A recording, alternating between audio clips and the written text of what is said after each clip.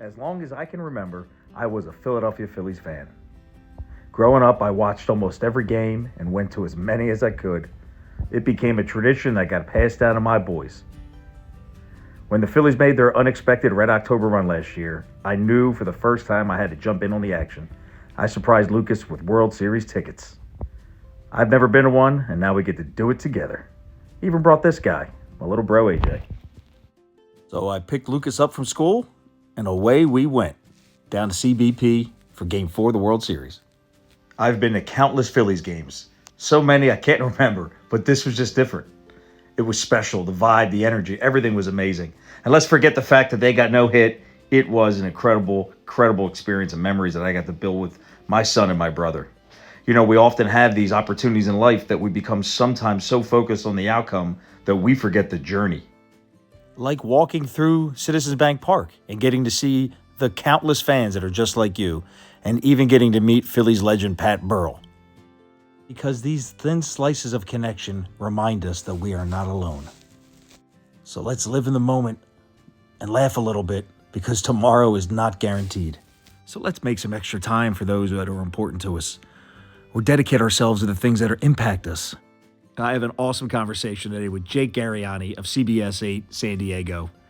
He's an incredible guy. First took notice of during the National League Championship Series run between the Padres and the Phillies, and he was in the middle of all the action at CBP. No matter what was going on or what the fans were giving to him, he was handled like a pro and smiling through it all. And I just followed him on Twitter and started to see how genuine and real it was. And I said, I got to have this guy on the show and have a conversation. So that's how we roll. We find interesting people, and we have to bring them on to either entertain us or inspire us. That's the rule, and Jake does that. So hope you really enjoy this conversation. Remember, give back or do something special for somebody. You all have it in your side of us, and we have that ability. So I hope you enjoy this. This is Everyday People.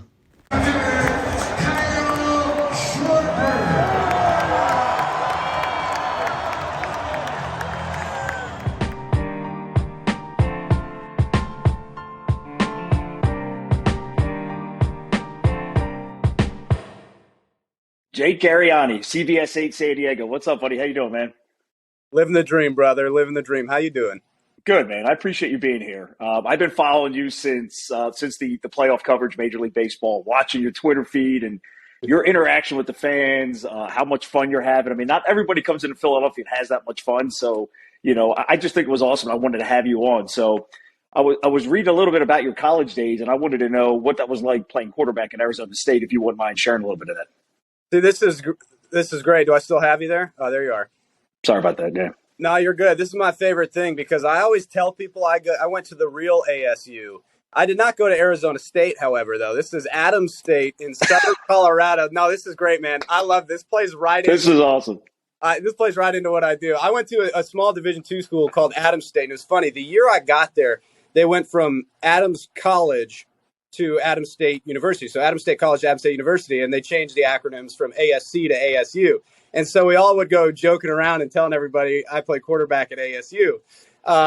Unfortunately, not unfortunately, I loved my time there, but it wasn't Arizona State. It was Adams State, where I spent most of the time as a backup on the scout team. But I love my time down at Adams State as much as I would have loved for it to have been Arizona State. It's just this really like middle of nowhere place called Alamosa, Colorado. And I mean, like, you better be dedicated to the craft, man, because there was nothing to do out there. But I played football and baseball down there, and I just had the time of my life down there, and wouldn't have changed it for the world. But, you know, trying to get Adams State on the map. So it's there good. We go. We call Adams State. The real ASU.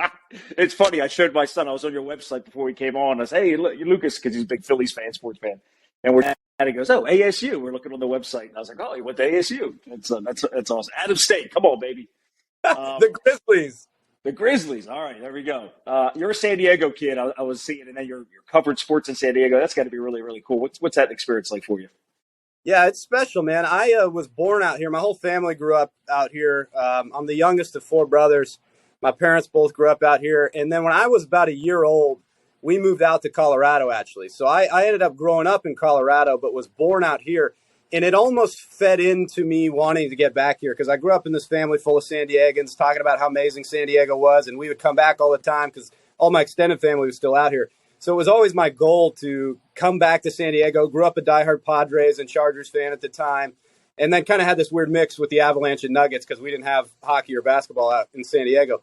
But it had always been a dream to come back here. And one of the craziest things I tell people when they ask me about kind of how I started as an intern and stuff was I must have applied to, I don't know, 100, 120 stations around the country. And I heard back from one station, and it was this station, CBS 8 in San Diego. So it was That's crazy. Yeah, kind of crazy fate, man. And my grandma knew somebody that worked here and mentioned to him, and so they said, we'll give the kid a chance, and slowly been building it ever since. But that's kind of the random way I ended up all the way back out here.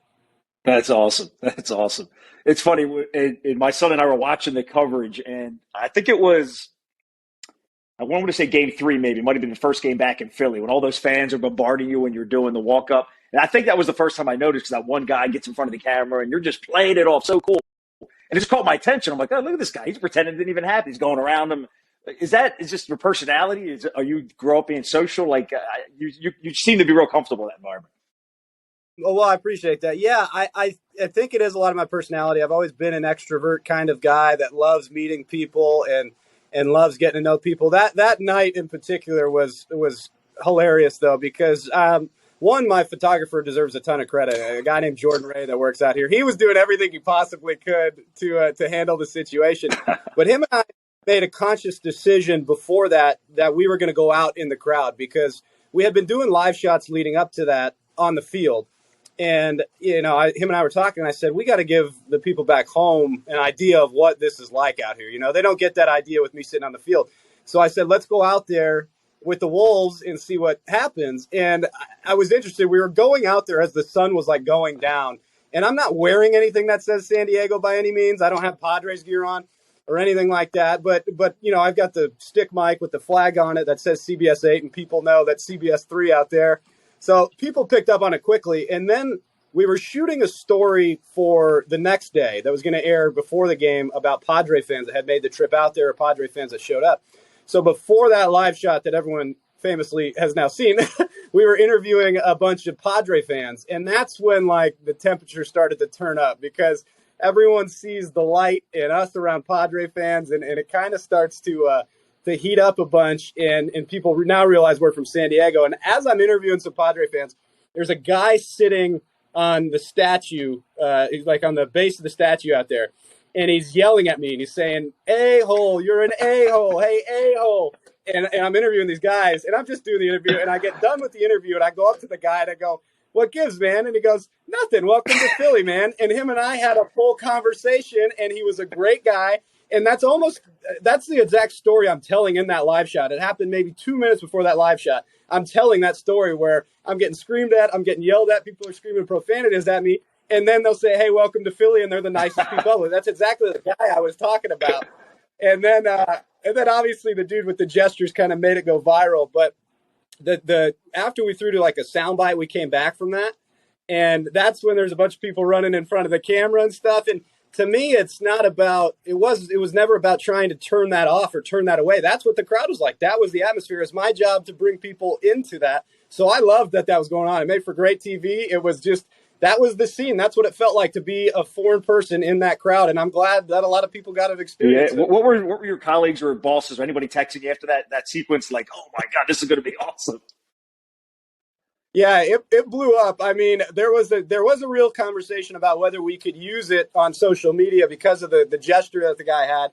And I think we decided, although I'm sure everyone knows what it is, that it was ambiguous enough that we could get away with it, and that it just kind of brought the vibe in a little more. So, I mean, immediately after that, the producer in my ear was actually, she goes, "You should throw it back. It's getting a little hostile. Throw it back." And I said, "We're good. It's fine. I'm not in any harm, but it's just getting intense, and I like it." And so we decided to keep going with it. And yeah, right after it ended, I got nonstop text and phone calls, because it's funny. I didn't see the guy behind me, right? That kind of made it go viral. I just knew all the people running around in front of me. So I was just like, yeah, man, that was wild. It's intense out here. I love the passion these fans have. I love this atmosphere. And then everyone started sending me clips from it. One of my favorite stories about it was like 3 days later, after we had left, and I was on the plane flying back here to San Diego, and I was like, what a trip! Wow, kind of insane. And I sit down in my chair, and the flight attendant walks up with her phone, and she goes, "Have you seen this?" And it's the video of me, and I'm like, "Geez, like even on the flight, I can't get away from it." Man, what was your Twitter mentions like? Were you like blowing up about everybody tagging you in it? Yeah, it was wild because I don't have like a big following on social media. I got like 900 followers or something. I'm by no means like do I often have like my Twitter blown up, and it was nonstop because it got picked up by like Barstool Philly and like all your guys' things out there. And so the mentions were nuts. One thing I loved about it, and I kind of tell this story to everybody, is that like the Philly people and the Philly fans kind of like started to adopt me because, I kind of likened it to having older brothers. Like, man, they're going to beat you up. They're going to toughen you up. They're going to then pick you up. And there's no one else you'd rather have your back. And I kind of like had mentioned that. And they're like, don't mistake it, man. You're one of us. Like, you get us. Instead of like, I don't know this happens, but a lot of people mentioned it. I guess you guys get talked down on a lot or poorly about saying this fan base is rude or mean. Yep. And I didn't get that vibe.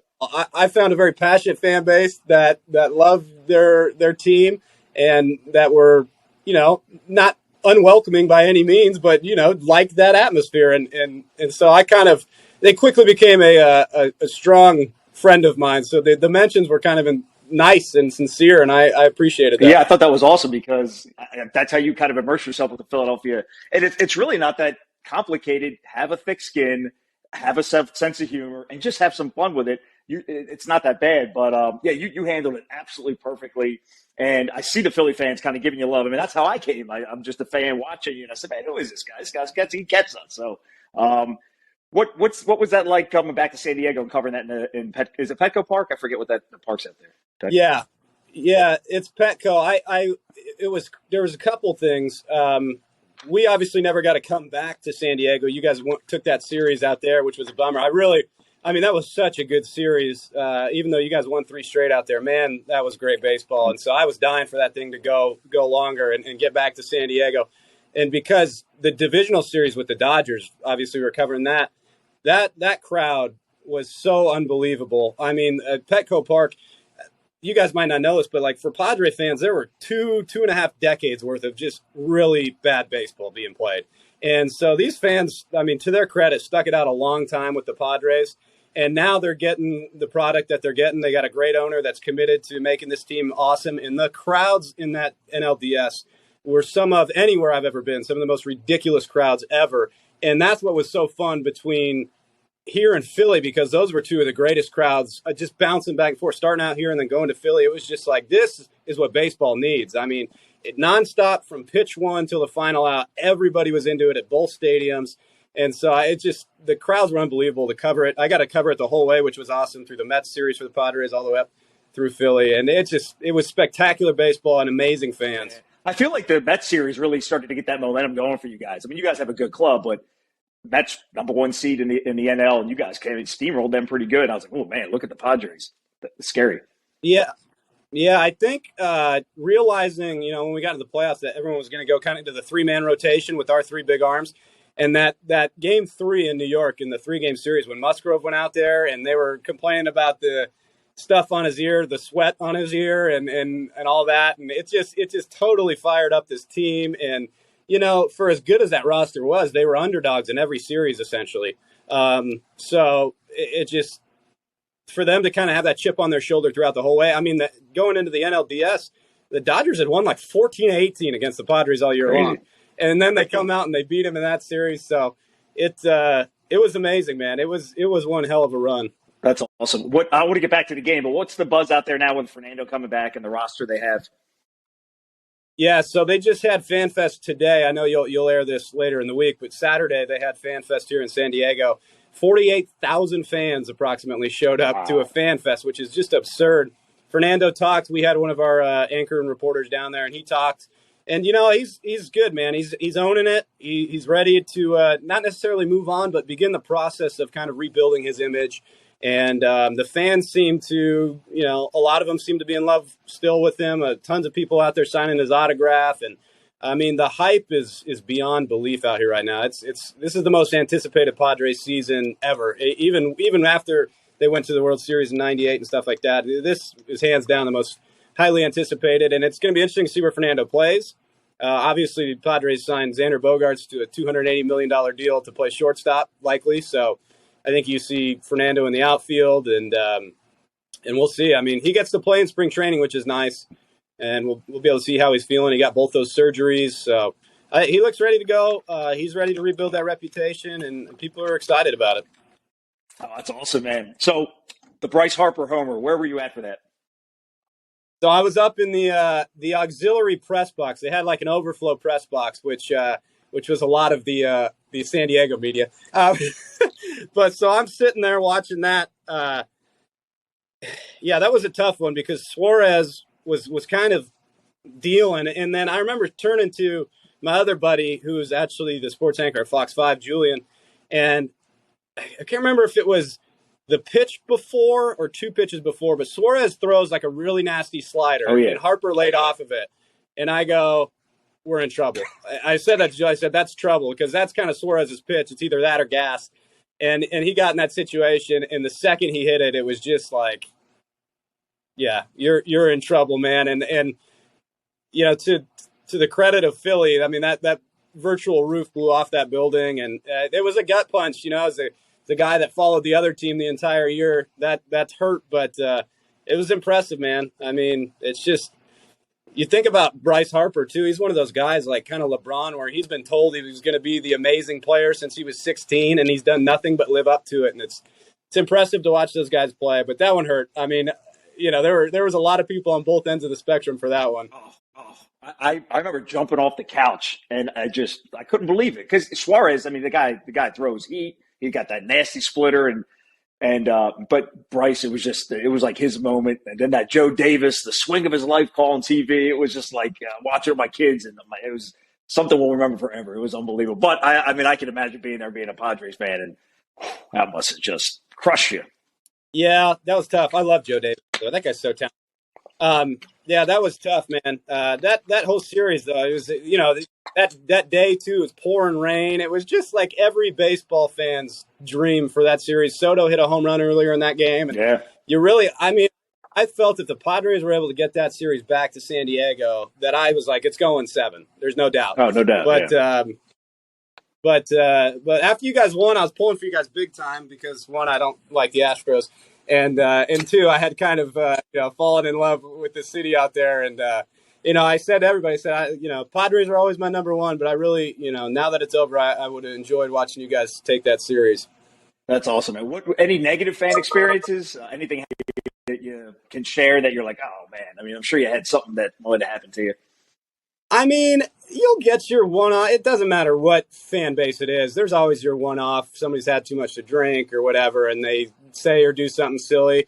But, I mean, for the most part, not at all. One of my favorite stories of all time, I don't know how well you were following some of this, but during that piece I was talking about where I was doing it on all the fans, when I was interviewing a Padre fan, a Phillies fan came up, and he was kind of like getting right in the camera, and he was telling this Padre fan, he was like, you don't belong here, you don't belong here.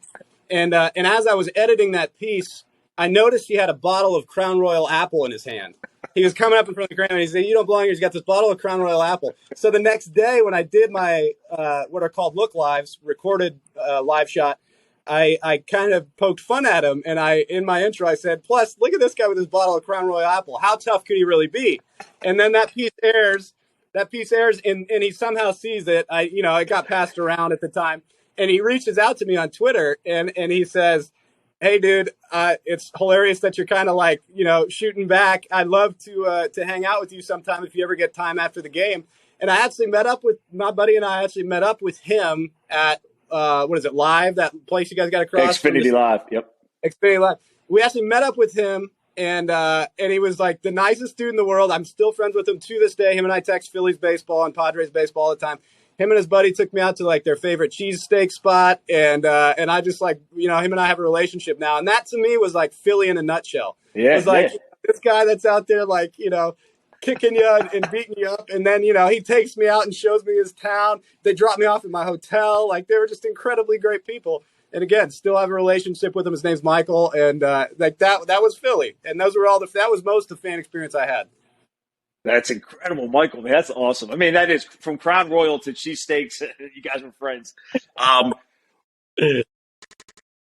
going on for your future for covering sports? I mean, it seems like this is your passion. This is your dream. I mean, are you somebody who kind of wants to stay local? Do you have these big dreams and aspirations? Is there anything you're willing to share? Yeah, I think like I talk about this all the time. Is I would love to go do something where it's all sports and it's network and it's your dream job, right? But at the same time, I'm living a dream right now. And if I do what I'm doing right now for the next 30 years, I'll be happy as a clam. If I get some amazing opportunity down the line and I get to continue to do something at a bigger level, that's fantastic too. But, I consider myself incredibly lucky to even have this job and to be in this gig. There's such an imposter syndrome for a long time. I keep waiting for somebody to come up and tap me on the shoulder and be like, all right, we figured it out. And, like when I first started on air, I was like raw. I mean, this was my first job out of college. So I had zero on air experience. And so there was some rough growing pains early on where you just got to get used to being on camera and used to understanding how everything works. So I do have a soft spot for like this market because they watched me grow and they took care of me for the most part along the way. But I mean, right now I'm here for at least a year and a half more, and I'm excited about that. We're going to the Super Bowl next week, spring training the week after that. But I like to live life a day at a time, and if a great opportunity comes, man, we'll see what happens. But again, if I do this forever, that's quite all right too. I mean, how many people get to talk sports for a living and get paid? I'd be doing the same thing without getting paid. So I'm beyond blessed, man. Dude, that's awesome, man. Well, keep up the great work. You're a special guy. I can already tell. Me, not that I know sports media, but I know people. Something about you, man, that I think you're going to do big things. So keep it going, and thanks for spending a little time with us and sharing some stories. It means a lot to me, and really appreciate it. I appreciate it too. And if you got a minute, what time is it? If you got it, I got to hear a little bit about you. You can't do a whole interview of me and not tell me about you, man. Oh man, you caught me off guard on that one. Yeah. Hey man, I'm job to interview normally. Yeah. What do you want to know? That's whatever you want to know. Well, you mentioned You had a son. First of all, are you born and raised Philly? Is that why you're a diehard Philly guy? Yeah. I was born in Philly, and I moved. My parents moved us out to the suburbs, about half hour north, when I was 5 or 6. So I was raised right in the northern suburbs, and raised there. And did that until I was 17. Went to the Army for 8 years. Came home, became a cop. Did that for 13 years, and took an early retirement 2 years ago. And I'm a business owner and have a couple podcasts and just still helping police, but on the other side, doing a lot of human related stuff to give back. I spent pretty much my whole adult life around negative situations, negative environments, toxic, just negative human stuff that is required to serve other humans, whether it be in the military, combat, or in local communities. So to be able to talk sports, which I love the most, and do podcasts and do some other stuff on the side while I'm serving as on a civilian side of things, a business owner, it's awesome for me. I live in my dream too. So. Dude, that's amazing. You got an incredible story in the 30 seconds you explained it. My oldest brother was a Denver sheriff for 15 years or so. It's 10, 15 years. So I got mad appreciation for that, man, and your service in both places. So I appreciate that. Oh, wow. Thanks, man. How old's your son? How many kids? One? Yeah, I have three. I have three. 10-year-old daughter and a 6-year-old son. Yeah. What? So I heard 10-year-old daughter, 6-year-old son. What was the other one? 13-year-old son. My oldest, 13. 13. Okay, and they're all, I assume, diehard Phillies fans. Oh, baby, Eagles fans. Yep, well, all that, man. Yep. How are you feeling about the Super Bowl then? Where are you guys at? Where's your mind space at? Chiefs are. I think they're the more experienced team, but I think our roster is just loaded, man. I just think you look at every positional group and they're just stacked. And you got Nick Sirianni, who I love. I think his whole mantra of connection and culture and love. I mean, he's fiery. I get he's staring in the camera, annoyed people, but he understands he's a progressive guy, and he understands about leadership, about culture, and how important it is. If we're going to influence a large group of people to do really high special things, we got to try our best to bring them all together. He just seems like he gets that. I know they have a lot of talent, and he's kind of getting the short change to the year category, but I really like them. I think the Eagles are special. I think they're going to win. I think they're going to win the whole thing. Bro, he's such a Philly guy. Like Sirianni is such a Philly guy. It's fantastic. He is. He is. I'm pulling for yep. you. I'll be rooting for the Eagles out there in Arizona. That'll be cool. How did you? That's awesome. How'd you get this whole thing going? Your podcast and all that. Yeah, I had a podcast when I first came out of retired out of law enforcement in 2021. Another former cop and we kind of came together. He left, I left. We were both kind of broken, kind of healing emotionally from just a long career of serving people. And we said, let's do a podcast, a law enforcement related one, where we can kind of control the content, control the narrative, be very positive, bring on mental health people, emotional health, and really just have leadership experts and just have a lot of great content that cops that are still on the job maybe aren't getting that can get that information. That kind of segued into, I love this. I love media. I love making content. I love it. And it just, I was like, you know what? Now that I realize I have a little bit of knowledge and maybe a little bit of passion for it, now I can kind of focus from what my real passion is, serving people. So let me have a general podcast that I didn't put a lot of thought into it other than I wanted to serve and honor ordinary people. I think our society, we spend so much time glamorizing things that most of us will never see or do or be. And when we just look at our local communities, all the influence and inspiration we need is right here. I mean, look at you. You're a San Diego boy. You applied to how many? 140, 160? Somewhere in there. I'd have to go back and look. It's over 100 stations, but. And one called you back. I mean, that it was meant to be. In my opinion, it was meant to be where you're at right now. Well, dude, that's what you do is awesome. And bringing kind of the limelight onto people that not me, but other people that deserve it. And that's, you got an amazing story, man. And I hope the absolute best for you. And I hope this goes where you want it to go. And I appreciate you having me on. But I think one day you got to have somebody get you doing your interview, man, because it sounds like you got one.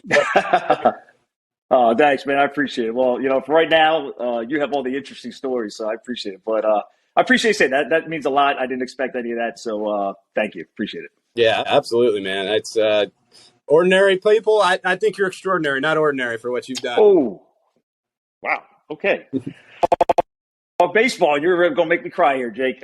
Thanks, man. I appreciate that. It means a lot to me. It really, you have no idea what you just said means to me. So thank you. Just honesty, man. Just honesty. I appreciate it, brother. Well, dude, we got to stay in touch, connect. Hopefully I'll keep following you on Twitter and, I'll keep liking all the stuff you put out. It's awesome stuff, man. I really appreciate it. I appreciate you, man. Yeah, you got all my information. Reach out anytime you need anything. Happy to help in any way possible. Awesome, brother. Thank you. Be well, man. Keep it up. All right, you too, bud.